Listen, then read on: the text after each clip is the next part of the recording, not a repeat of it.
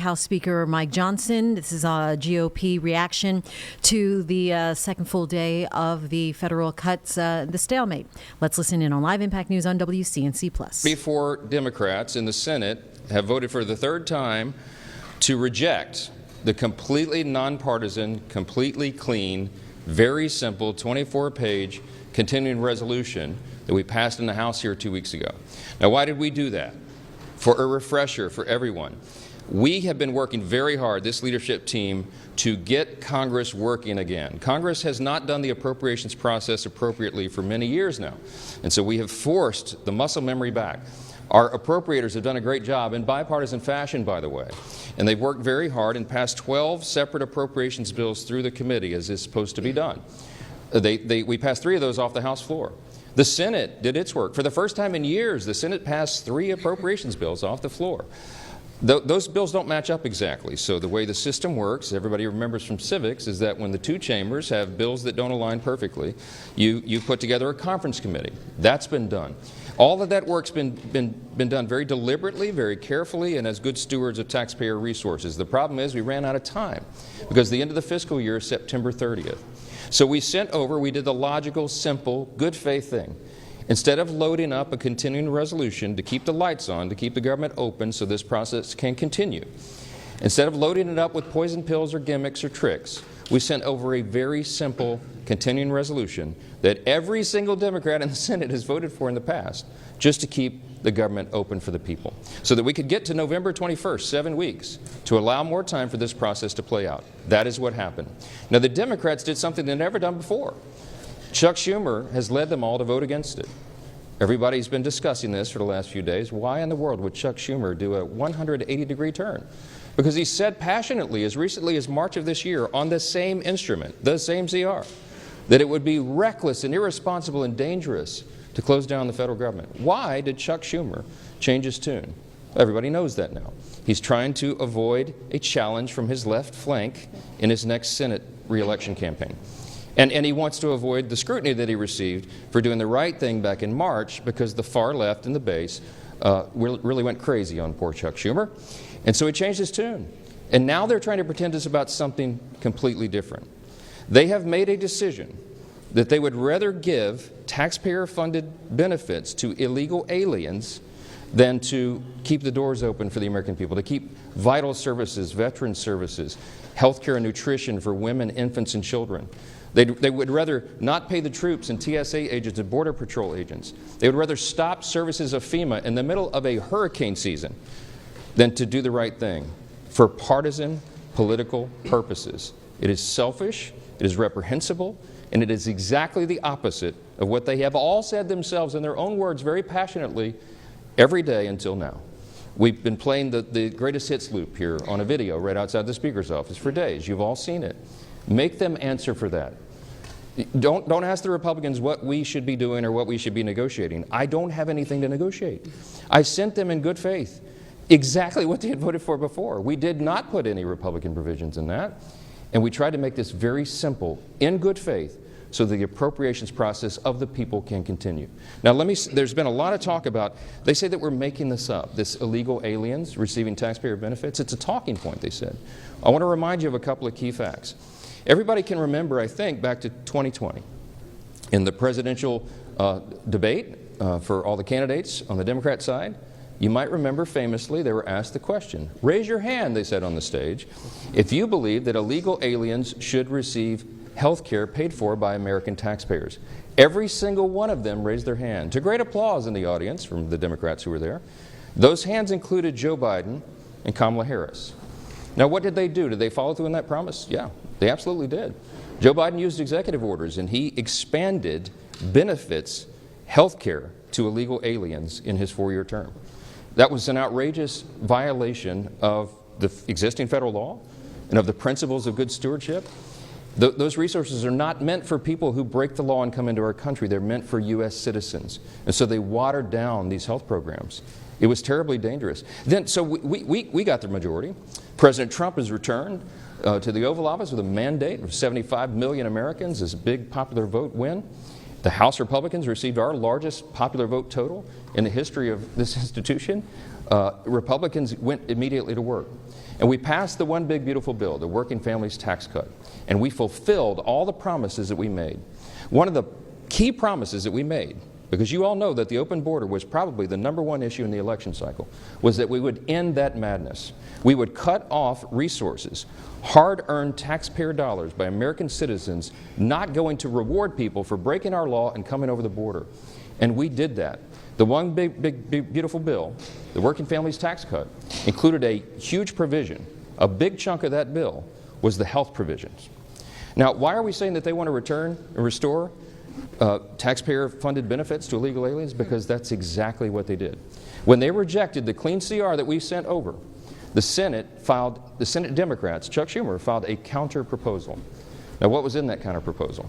You can see it for yourselves. In fact, if you're watching at home, go to my website right now, speaker.gov. Go to the press releases tab and you'll see it. It's listed right there. Just click on it. I'd like you to turn in your hymnals to page 57, okay? Section 2141. It is there in black letter. They filed this. This is not a talking point. This is what they proposed. They wanted to add, instead of the clean CR that keeps the government open for 7 more weeks to allow us to finish the work, they proposed a wild list of partisan priorities. Among them, they want to return $500 million to the Corporation for Public Broadcasting to prop up left-leaning and biased media organizations. We're not doing that. The American people don't want us to do that. We don't need the Corporation for Public Broadcasting funded by taxpayers anymore because we're in their age of ubiquitous media. There's, what, 200 of you guys here? There's so many outlets. We don't need to do that.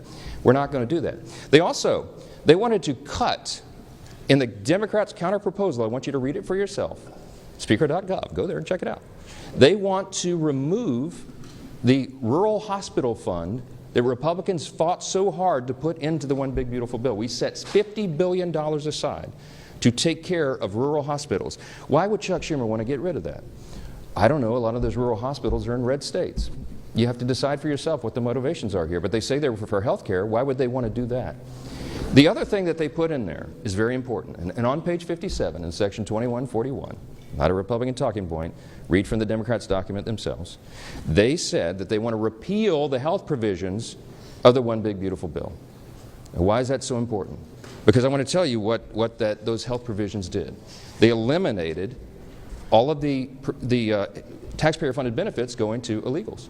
There was an amendment that was sent over to the Senate to ensure that illegals would not be getting health care paid for by taxpayer dollars.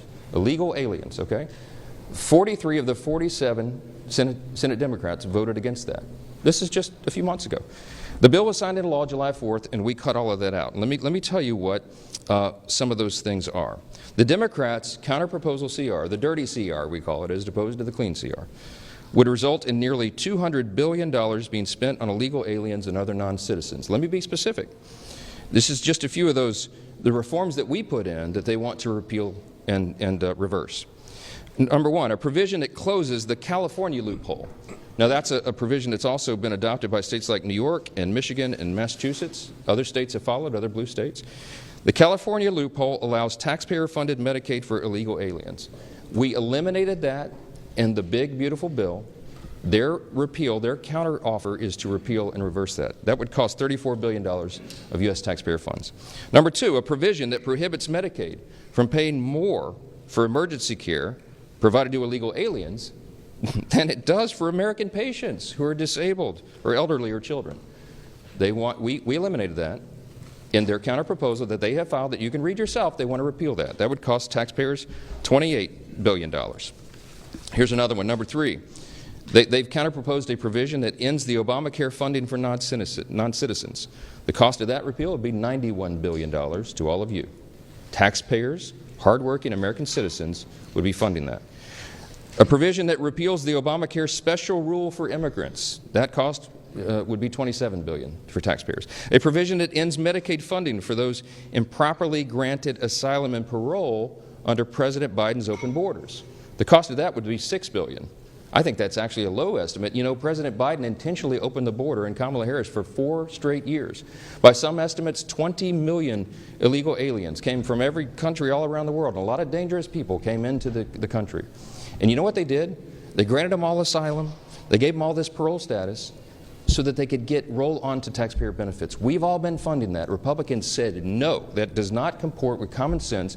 We're going to do right by Americans and not everybody else. We're not going to incentivize illegal immigration, and that's exactly what Biden and Harris did. It's what President Trump ran on to end, and we did that. It took the president about 2 months, and he closed that border tight. We don't have that problem anymore, but we still got to deal with the tens of millions of people who are here illegally. We're working on that. So the Democrats' so-called reasonable counterproposal would reverse all those common sense reforms I just listed and more. And I don't want you to take our word for it. I don't want you to regard this as some talking point. I want you to go read it for yourselves. Speaker.gov, go to press releases. You'll see it's the first thing listed. Click on the bill and go through it yourself, and you'll see it.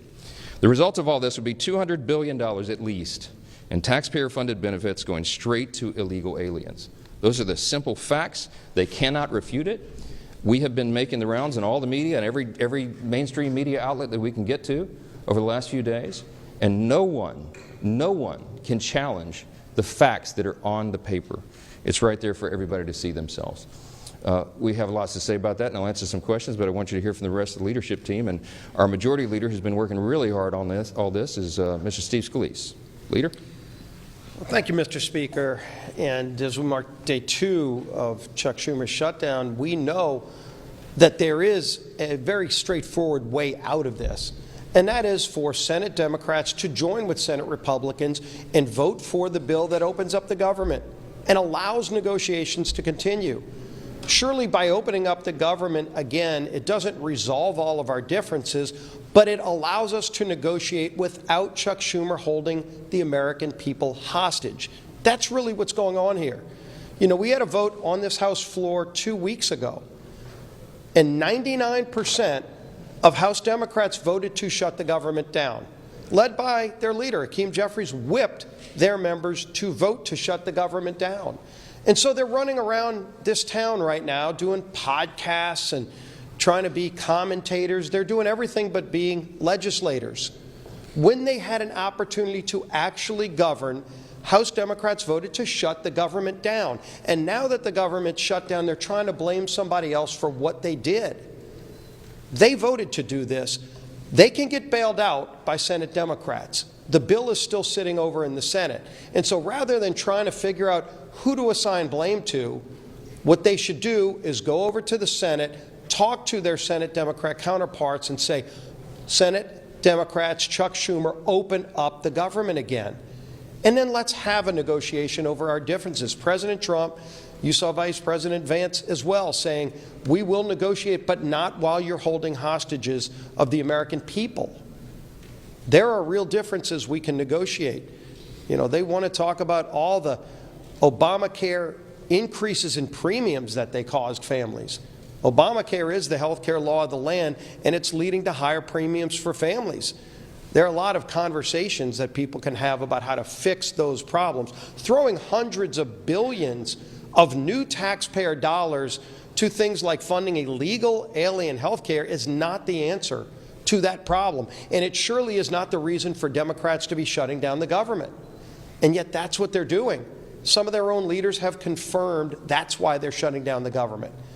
And it's unacceptable to most American people who just want the government to work for them and deserve that.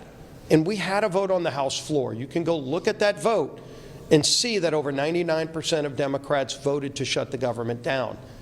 It's a real vote that we held, and that bill is still sitting in the Senate. We stand ready to negotiate on a lot of differences. We are in a conference committee right now on 3 of the appropriations bills, and Tom Cole and his appropriators have passed all 12 of the bills out of committee. John Thune, to his credit, changed course from the old days of Chuck Schumer when Chuck Schumer ran the Senate and didn't bring any of the appropriations bills out of committee. They're now moving those bills in the Senate, and so we can have a broader negotiation on how to properly fund government, how to properly set priorities over funding government, which, by the way, shouldn't be complicated. It's what every family does sitting around their kitchen table. They figure out how to properly budget their households. Businesses do this all the time. A small business, whether it's good times or bad, has to sit down and figure out how to make the budget work. Washington needs to do the same thing. And that means House Democrats and Senate Democrats need to stop holding temper tantrums, stop making $1.5 trillion demands for illegal alien funding, and vote to open up the government, release the hostages, and let's go get back to a negotiation over what the priorities of this country really should be. President Trump has proven he's ready to negotiate again. He brought all the leaders to the White House just a few days ago. He stands ready to resolve this, but the ball's in Chuck Schumer's hands right now. He has chosen to shut down the government, and he can't articulate any real reason except that they want to take things like $50 billion away from rural hospitals to fund health care for illegals. And the Speaker laid it out incredibly clearly. It's not some hypothetical. Chuck Schumer filed an alternative government funding bill, and it includes getting rid of all the verifications on things like making sure illegals can't get those taxpayer-funded benefits. They want illegals to get free health care benefits, and they're willing to shut the government down to do it. That's not where the country is. It's surely not why we should be here right now. But we stand ready to work. We've done our job in the House. It's time for the Senate to do their job and end this madness. Keeping our members tied together, united, focused on what we need to do is our whip. Tom Emmer. Thanks, Steve.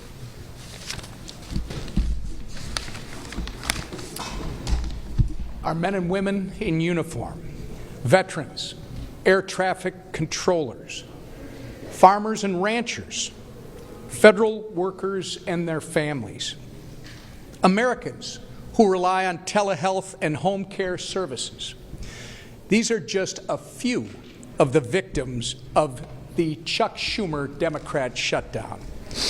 All because Chuck Schumer and Hakeem Jeffries care more about appeasing the radical members of their party than working in good faith to keep the government open. They are trying valiantly to claim that they are doing it to fight for Americans' health care. But their $1.5 trillion wish list, which slashes funding for rural health care, as you've heard from both the Speaker and the Majority Leader, while giving taxpayer-funded health care to illegal aliens, tells a much different story. The American people see their political charade for what it is. The good news is Democrats still have time to do the right and reasonable thing. Because Republicans have done our job, there is a clean, nonpartisan, continuing resolution ready in the Senate to send to President Trump's desk right now. The question is, how long? How long will Democrats hold the American people hostage to play their political games? I hope they come to their senses soon.